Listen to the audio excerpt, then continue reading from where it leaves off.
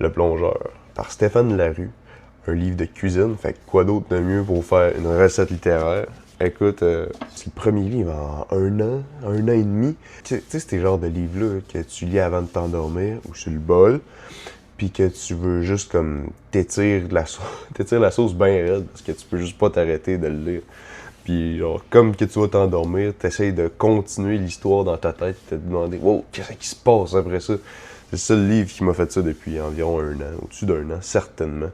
En plus, ça m'a été donné par un client que j'avais rencontré quand j'étais cuisinier à la microbrasserie de ma petite ville. Shout-out Dominique. Fait qu'aujourd'hui, on va faire des raviolis maison. From scratch, baby. On va essayer de déduire qu'est-ce qui pourrait être servi dans le resto du plongeur. Il y a un nom, mais je le connais pas. Je m'en souviens plus. Oh yes.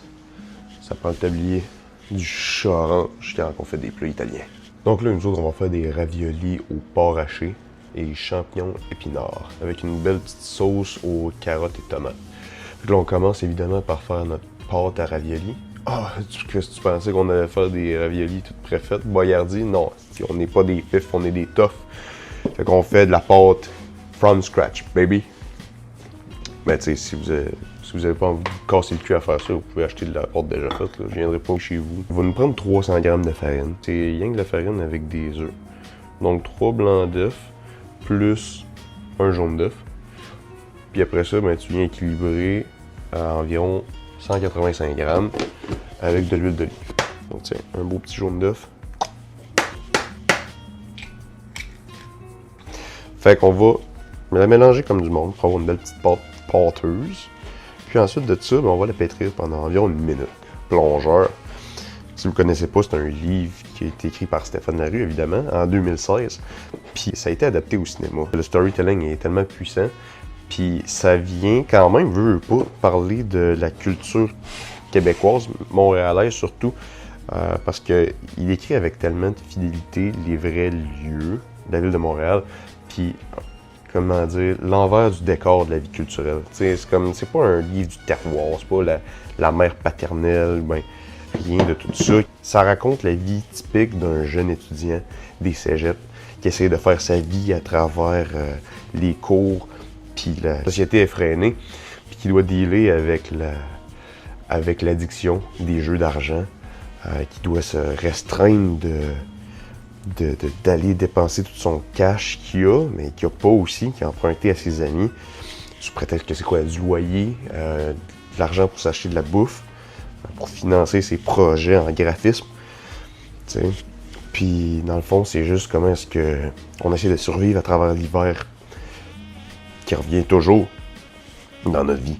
Puis que, entre les shifts qui s'enchaînent, des doubles shifts à travers lesquels tu travailles en une semaine 80, 100 heures, tu dors juste 10 heures au total dans ta semaine, entre tes shifts incroyables, sur le couch d'un collègue que tu connais à peine.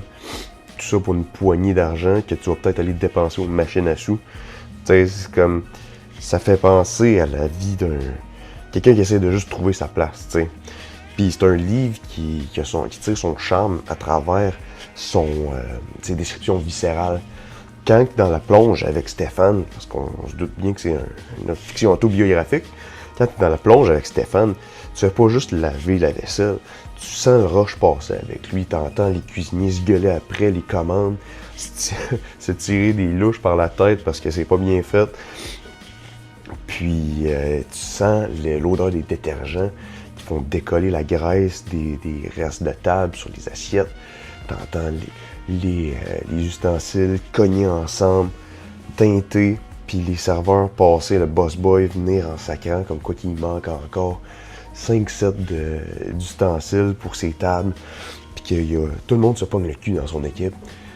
Tu sens la pression avec lui, même si c'est juste des mots écrits sur une page, même s'ils peuvent pas, comment dire, même si tu peux pas te faire emporter par une bande sonore, une trame sonore intense comme tu pourrais dans un film, c'est écrit avec un tel enchaînement d'émotions que tu fais juste rester accroché à ta page.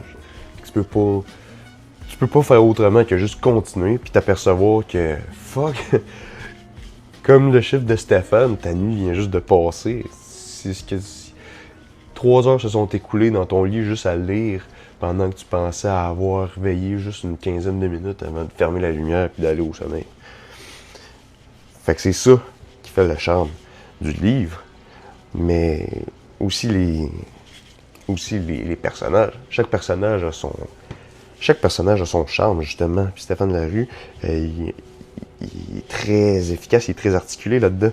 Il sait comment rendre un personnage viscéral. C'est pas en lui donnant un backstory hyper profond, malgré qu'il y en a certains qui en ont, mais c'est pas ça l'important. C'est pas que ton personnage lui-même soit complexe dans sa vision du monde, dans son histoire personnelle. C'est qu'il ait ses propres gimmicks, ses propres petites façons de faire.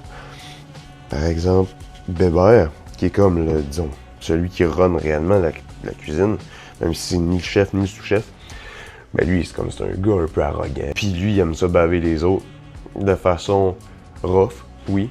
Il a pas la langue dans sa poche, mais c'est un gars protecteur, tu sais. Greg aussi, lui, a un sale caractère. Lui, c'est un des boss boys qui est comme... C'est un peu louche, lui. Il a une trentaine d'années, il est encore boss boy, puis il parle comme si c'était un boss. Tu te demandes, mais qu'est-ce qu'il fait là? Qu'est-ce qu'il fait là, hein? Puis de fil en aiguille, tu te rends compte un petit peu c'est quoi son vrai visage. T'sais, un personnage d'un livre, c'est une caricature. Puis ça, Stéphane Larue l'a très bien compris. Donc là, après ça, on va couvrir notre petite pâte. Le temps qu'on a pour couper nos légumes puis préparer notre viande dans le fond. Si tu allais manger le mal, mieux de pas scraper mon éclairage. Alright, fait qu'on va se faire à peu près une livre de porc haché. Un petit peu plus, 500 grammes. 4 belles grosses échalotes.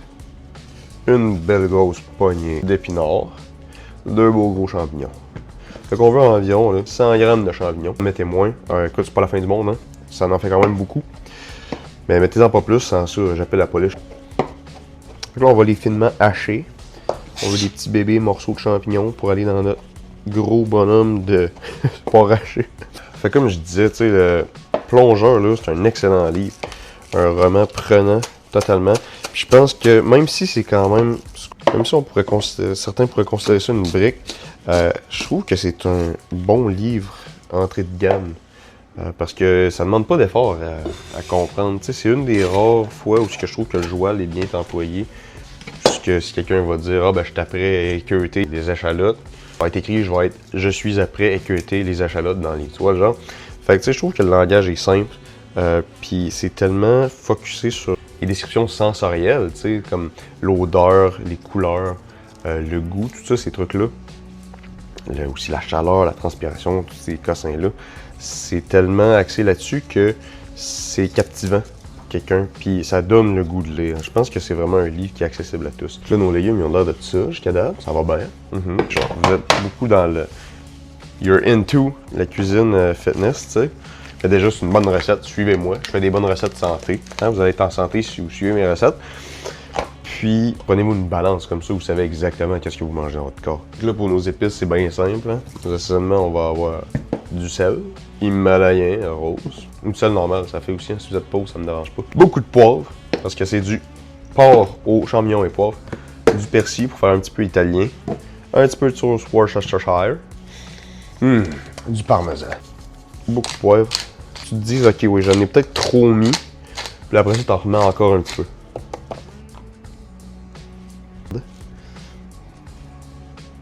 Mais ça, le défaut, je te dirais, avec le Plongeur, le livre en question, comment est-ce que certaines intrigues, toute l'intrigue Greg, qui est un personnage mystérieux. C'est qui ce Greg, le vieux boss boy du calice qui arrête pas de gueuler après tout le monde?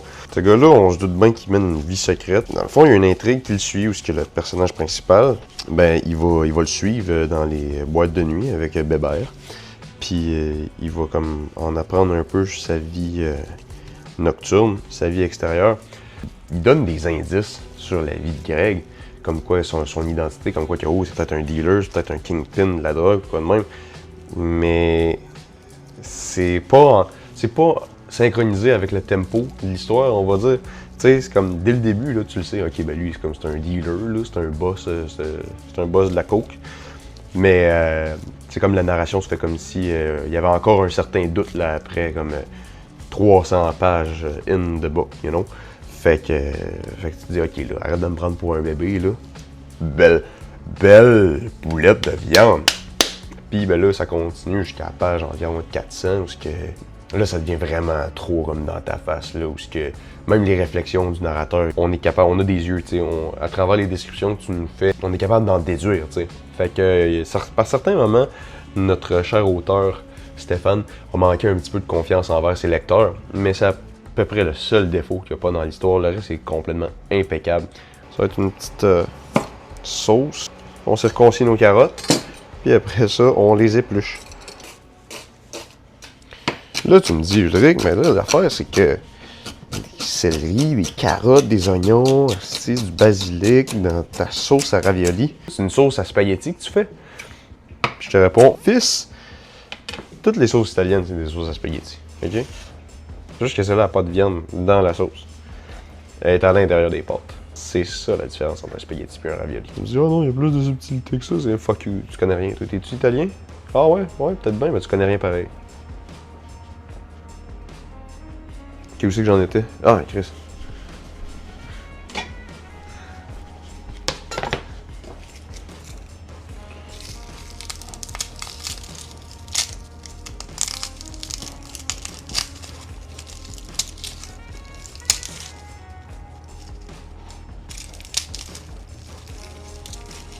Là, on veut 3 grosses gousses d'ail.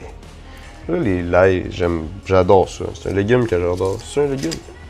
C'est un légume que j'adore. Mais, est-ce que ça fait de la cochonnerie, man? Check-moi ça. Puis, tu sais, même après ça, là, que t'aies fini comme d'apprêter ton ail, est-ce que tu t'en sors toujours pas? Parce qu'il vient de coller comme ses doigts, puis là, il pue. Il vient de puer ses doigts, man. Est-ce que, puis faut que tu le fasses sur du stainless? C'est quel genre d'affaire aussi que c'est ça, là, comme désodorisant, du stainless steel? Ah, c'est pour ça qu'ils mettent l'aluminium dans les axes. Là, on va se mettre environ une cuillère à soupe d'huile d'olive. Puis on va faire revenir tous nos légumes dans un beau grand chaudron. On fait cuire ça à high, parce qu'on va vouloir le déglacer avec du vin blanc. Fait qu'on se prend notre petite cuillère en bois à l'effigie de Jésus. Si vous n'avez pas de cuillère à l'effigie de Jésus, ben c'est triste pour vous autres. Puis on va brasser avec aussi, hein. Donc moi, j'aime bien me prendre un petit presse-ail pour presser mon ail, mais sinon, vous pouvez juste la hacher finement. Encore une fois, il n'y aura pas de grumeaux parce qu'on va tout passer ça au blender. Fait que moi, je déglace ça avec une tasse. Ouais, c'est peut-être beaucoup, mais c'est ça la vie. Tiens, oui. Ça, les petites spatules molles, ça a un nom, mes amis. Je me souviens plus c'est quoi. Maurice. Et là, comme que je te dis, tu prends ton Maurice. Là, tu viens le racler ici. L'idée, c'est de la couper environ en 2 tiers, 1 tiers. Pourquoi? Parce qu'on veut avoir 2 batchs de pâte. Les dessous, puis les dessus. On va le réduire parce qu'on veut que ça colle aux pâtes. T'sais, on veut que il y ait une belle consistance. Là, on entend la mer se lever, fait qu'on va y faire un petit café. On va faire des beaux petits carrés. Donc là, on va se prendre un 5e œuf qu'on va battre. Puis lui, il va servir à refermer, à sceller nos pâtes. On va portionner nos petits morceaux de viande. Ensuite, on va recouvrir nos grosses pâtes de petites pâtes. On va les enduire de jaune d'œuf pour bien les sceller. Ensuite de ça, on va passer notre sauce, une belle sauce, on la voit dessus. On la passe au blender en mode smoothie. On veut que ce soit très smooth. Si vous n'avez pas ça, ben, prenez un pied mélangeur. Puis si vous n'avez pas ça non plus, ben, qu'est-ce que vous calissez de votre vie, man? Pour rire. C'est que t'es rendu, Maurice? Oui, la sauce sur l'orteil. Oh yes, sentez-moi ça, cette bonne sauce-là. Fait que ouais, que ce soit, écoute, pour vous accompagner à travers votre émission dans l'addiction, vous remémorer du beau temps des années passées en cuisine ou en service, ou pour trouver une espèce d'histoire d'amour incongrue, asymétrique, ou encore juste pour avoir le fun de lire une bonne histoire qui est enlevante, qui est prenante, qui vient de chez nous, qui parle de chez nous, puis qui parle avec le langage de chez nous. Ben écoute, je vous recommande, non, je vous implore de lire Le Plongeur par Stéphane Larue avant d'écouter le film qui a été fait d'après l'œuvre originale. Puis de vous laisser inspirer par les recettes qui font là-dedans. C'est juste des mots sur une page, mais ça met l'eau à la bouche. Puis si j'avais à le noter, ce serait un bon 4 Yabagodo sur 5. Et voilà, je nous ai fait des bons petits raviolis au porc et champignons avec une sauce tomate-carotte. Bon appétit, gang!